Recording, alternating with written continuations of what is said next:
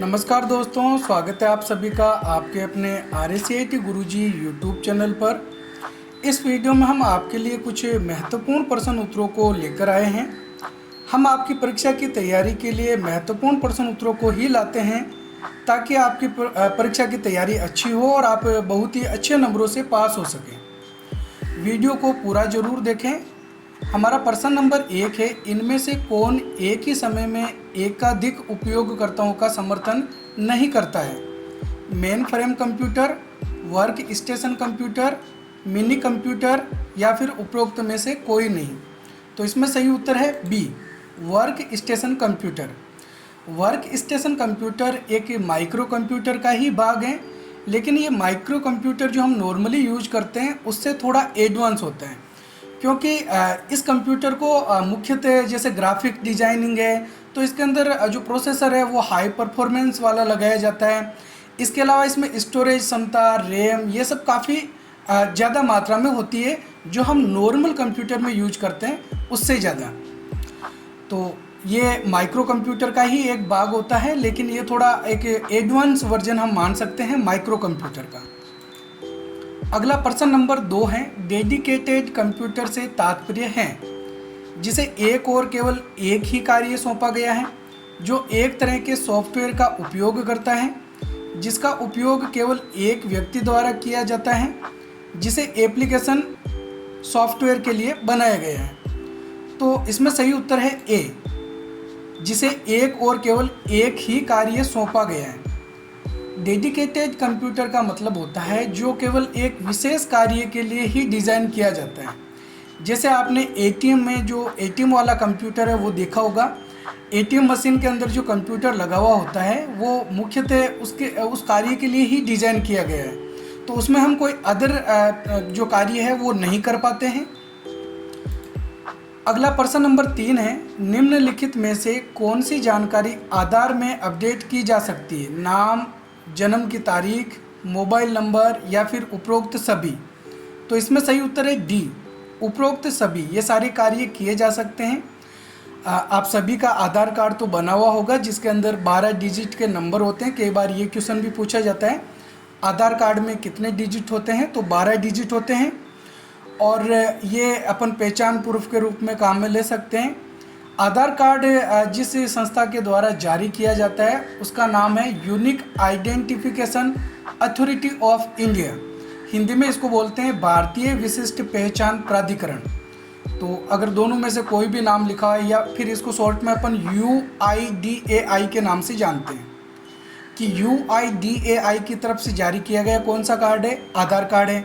या फिर unique identification authority of India पूरा लिखा हुआ हो, या फिर भारतीय विशिष्ट पहचान प्राधिकरण लिखा हुआ हो कि इसकी तरफ से जारी किया गया कार्ड कौन सा है, तो वहाँ पे क्या होगा? आधार कार्ड होगा। अगला प्रश्न नंबर 4 है, पैन कार्ड का मतलब क्या है? Personal authentication number, permanent account number, public access network या फिर प्राइमरी ऑथराइजेशन नोड। तो इसमें सही उत्तर है बी, permanent account number. PAN card की फुल फॉर्म होती है, और पैन कार्ड के अंदर 10 संख्या के अंदर इस प्रकार के ये नंबर और अल्फ़ाबेट टेक्स्ट दोनों मिलाकर ये 10 अक्षर लिखे हुए होते हैं। तो पैन कार्ड में 10 नंबर होते हैं, आधार कार्ड में 12 नंबर होते हैं। पैन कार्ड का मुख्यतः प्रयोग अपन बैंक में जब अपन को लेन देन करते हैं बड़ा, तो हमको पैन कार्ड अकाउंट नंबर से ऐड करवाना होता है, उसके बाद ही हम कोई बड़ा लेन देन है वो कर पाते हैं। तो अगर हमारे अलग अलग बैंकों में अकाउंट खुले हुए हैं तो सभी बैंकों के अंदर हमारा जो पैन कार्ड है वो यही काम में लिया जाता है। तो अलग अलग बैंकों में अकाउंट खुलाने के लिए हमको अलग अलग पैन कार्ड बनाने की ज़रूरत नहीं होती है, क्योंकि इसके जो नंबर होते हैं वो फिक्स ही होते हैं, और एक व्यक्ति एक पैन कार्ड बना सकता है, एक से ज़्यादा पैन कार्ड यूज नहीं कर सकता है। जैसे आधार कार्ड भी एक ही बनता है, वैसे पैन कार्ड भी एक ही काम में लिया जाता है। तो क्योंकि इसके जो नंबर होते हैं वो फिक्स होते हैं, तो इसीलिए इसको कहा जाता है परमानेंट अकाउंट नंबर। और ये कौन से डिपार्टमेंट की तरफ से जारी किया जाता है? तो ध्यान में रखना, आयकर डिपार्टमेंट, आयकर विभाग, जिसको हम इनकम टैक्स डिपार्टमेंट बोलते हैं, तो इसकी तरफ से ये पैन कार्ड जारी किया जाता है।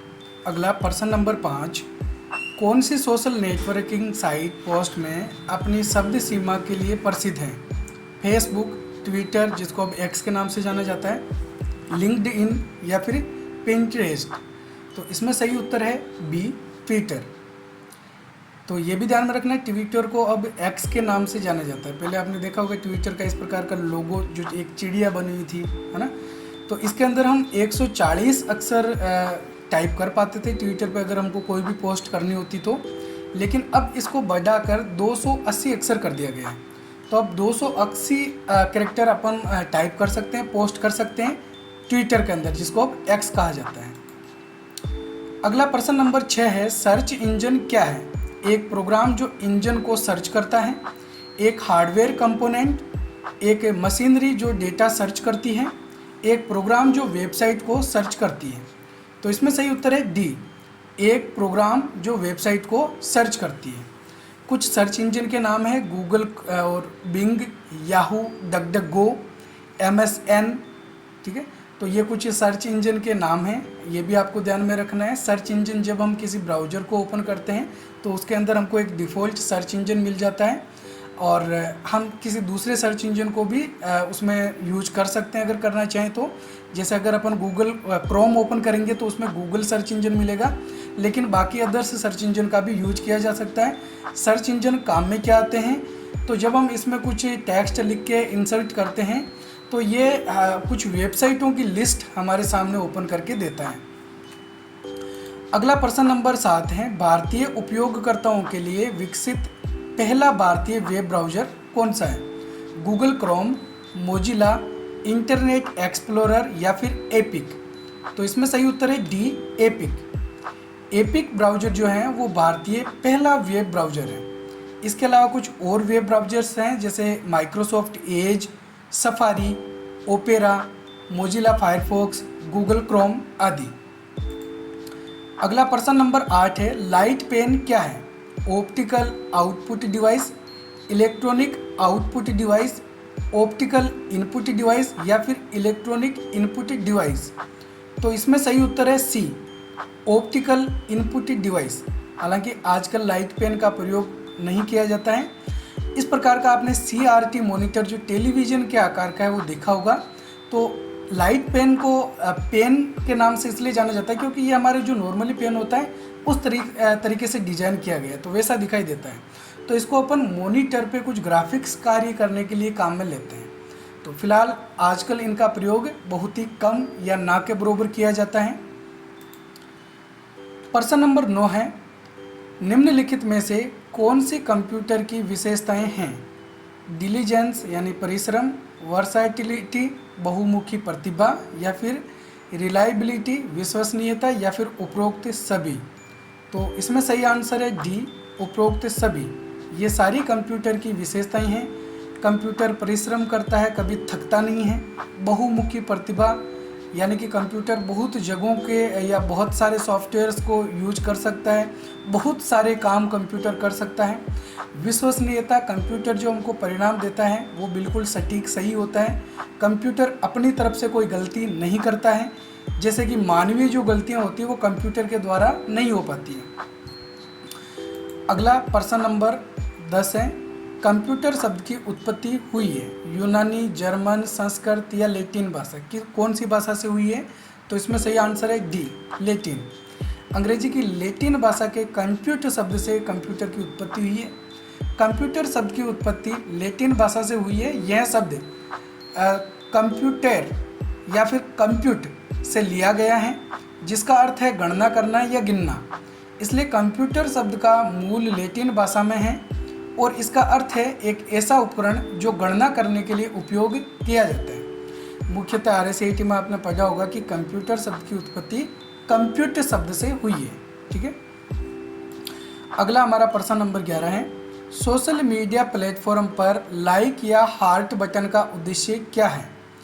बाद के लिए कंटेंट को बुकमार्क करने के लिए, अनुमोदन या प्रशंसा व्यक्त करना, मित्रों के साथ कंटेंट करने के लिए या फिर अनुचित कंटेंट को रिपोर्ट करना।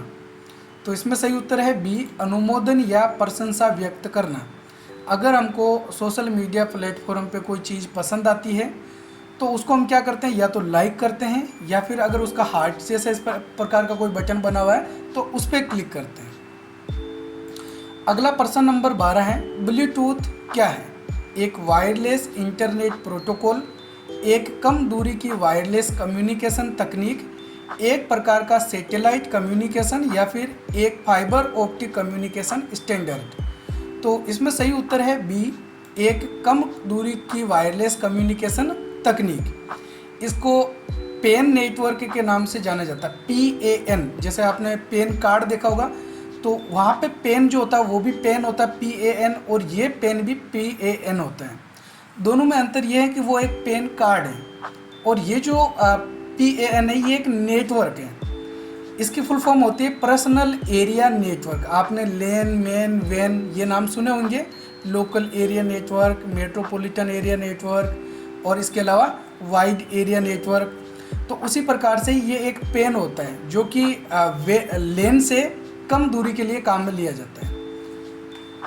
नेक्स्ट प्रश्न नंबर 13 है, MS Excel 2019 की स्टार्ट स्क्रीन जो प्रोग्राम लॉन्च करने के तुरंत बाद दिखाई देती है इसमें शामिल है हाल ही में ओपन की गई वर्कबुक की लिस्ट, नई वर्कबुक को क्रिएट करने के लिए विभिन्न टेम्पलेट्स के थंबनेल, 1 और 2 दोनों उपरोक्त में से कोई नहीं। जब हम माइक्रोसॉफ्ट एक्सेल को नया ओपन करते हैं तो उसके अंदर हमको हाल ही में ओपन की गई वर्कबुक की लिस्ट भी दिखाई देती है और एक नई वर्कबुक क्रिएट करने के लिए कुछ टेम्पलेट्स वाले थंबनेल भी बने होते हैं।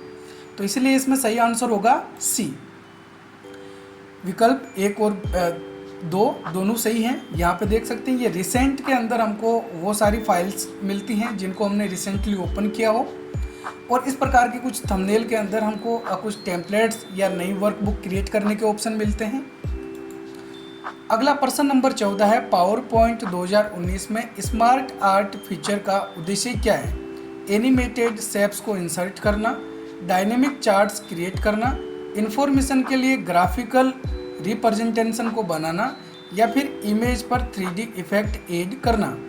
तो इसमें सही उत्तर है सी, इंफॉर्मेशन के ग्राफिकल रिप्रेजेंटेशन को बनाना। आपने माइक्रोसॉफ्ट पावर पॉइंट, वर्ड के अंदर इस प्रकार का स्मार्ट आर्ट का ऑप्शन देखा होगा जो कि इंसर्ट टैब के अंदर मौजूद होता है। इसके द्वारा अपन इन प्रकार के शेप्स का प्रयोग करके अपनी कोई जानकारी है वो रिप्रेजेंटेशन कर सकते हैं। अगला प्रश्न नंबर 15 है, गूगल वर्क स्पेस में गूगल मीट का मुख्य कार्य क्या है? डॉक्यूमेंट को क्रिएट तथा एडिट करना, वीडियो मीटिंग्स तथा कॉन्फ्रेंस को आयोजित करना, प्रोजेक्ट टास्क को मैनेज करना या फिर इवेंट्स तथा अपॉइंटमेंट्स को ऑर्गेनाइज करना। तो इसमें सही उत्तर है बी, वीडियो मीटिंग्स तथा कॉन्फ्रेंस को आयोजित करना। तो गूगल मीट के द्वारा अपन ऑनलाइन मीटिंग्स ले सकते हैं, कॉन्फ्रेंसिंग कर सकते हैं।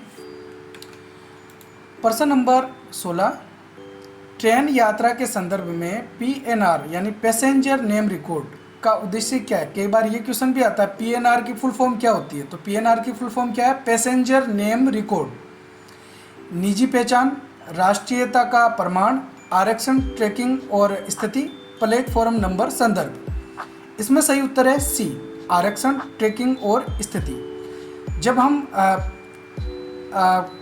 रेलवे की वेबसाइट पे आके PNR नंबर लगा के सर्च कर सकते हैं, IRCTC वेबसाइट पे जाके जब हम PNR नंबर लगा के सर्च करते हैं तो हमारी जो भी डिटेल्स होती है टिकट की वो डिटेल्स हमको मिल जाती है। तो PNR नंबर इस प्रकार की स्थिति का हमारे टिकट की स्थिति का पता लगाने के लिए यूज किया जाता है। प्रश्न नंबर 17 है, राजस्थान में जन आधार योजना के लिए नामांकन के लिए कौन पात्र हैं? सिर्फ महिलाएं, केवल बच्चों को, सभी राजस्थान के निवासी या फिर केवल वरिष्ठ नागरिक? तो इसमें सही उत्तर है सी, सभी राजस्थान के निवासी। जन आधार कार्ड आपका बना होगा, पूरे फैमिली का एक ही जन आधार कार्ड होता है और जन आधार कार्ड में जो मुखिया है वो महिला को रखा जाता है। और जन आधार कार्ड के अंदर भी ये इस प्रकार के परिवार पहचान संख्या 10 डिजिट के अंदर दे रखी होती है। इसके अंदर राजस्थान के जो सभी निवासी हैं वो अपना जन आधार कार्ड बना के इस प्रकार का जन आधार कार्ड प्राप्त कर सकते हैं। प्रश्न नंबर 18, राजस्थान में राजस्थान संपर्क पोर्टल का उद्देश्य क्या है? ऑनलाइन शॉपिंग प्लेटफॉर्म, नागरिक शिकायत निवारण प्रणाली, कृषि सूचना पोर्टल या फिर राज्य पर्यटन वेबसाइट। तो इसमें सही उत्तर है बी, नागरिक शिकायत निवारण प्रणाली। तो राजस्थान संपर्क पोर्टल राजस्थान के नागरिकों की शिकायत दर्ज करने के लिए यूज किया जाता है। इसके द्वारा अपन जो शिकायत दर्ज करते हैं वो सीधे मुख्यमंत्री तक पहुंच जाती है, यानी कि इस पोर्टल को मुख्यमंत्री द्वारा संचालित किया जाता है। अगला प्रश्न नंबर 19, यूएसबी का पूर्ण रूप क्या है? यूनिवर्सल सीरियल बस, unified storage block, ultra speedy backup या फिर यूजर सिस्टम ब्रिज। तो इसमें सही उत्तर है ए, यूनिवर्सल सीरियल बस। आपने देखा होगा इस प्रकार का यूएसबी पोर्ट हमारे लैपटॉप में या फिर सीपीयू में लगा हुआ होता है, जिसके अंदर अपन यूएसबी पेन ड्राइव को कनेक्ट कर सकते हैं। इसके अलावा जो यूएसबी केबल्स होती है उसको कनेक्ट करके हम कंप्यूटर के अन्य डिवाइसेज का यूज कर सकते हैं। तो यूएसबी की फुल फॉर्म होती है यूनिवर्सल सीरियल बस। अगला प्रश्न नंबर 20 है, निम्नलिखित में से कौन सा एंटीवायरस प्रोग्राम है? नॉर्टन, क्विक हिल, K7 या फिर उपरोक्त सभी। तो इसमें सही उत्तर है डी, उपरोक्त सभी। नॉर्टन, क्विक हिल, K7 ये सारे एंटीवायरस प्रोग्राम हैं। इसके अलावा हमारी जो विंडोज़ होती है विंडोज़ 10 या विंडोज़ 11, तो उसके अंदर भी एक डिफ़ॉल्ट ब्राउज़र होता है जिसको डिफेंडर, माइक्रोसॉफ्ट डिफेंडर के नाम से जाना जाता है, जो कि विंडोज़ 10 या 11 के अंदर डिफ़ॉल्ट एंटीवायरस सॉफ्टवेयर होता है। तो ठीक है दोस्तों, ये थे आज के हमारे 20 महत्वपूर्ण प्रश्न उत्तर। वीडियो कैसा लगा हमें कमेंट करके ज़रूर बताएं, और वीडियो पसंद आए तो वीडियो को लाइक और हमारे चैनल को सब्सक्राइब ज़रूर करें। हमारी रोज़ाना आने वाली क्लास को ज़रूर देखें ताकि आप अच्छे नंबरों से परीक्षा में पास हो सकें। तो हम मिलेंगे एक और नए वीडियो में, तब तक के लिए जय हिंद, जय भारत।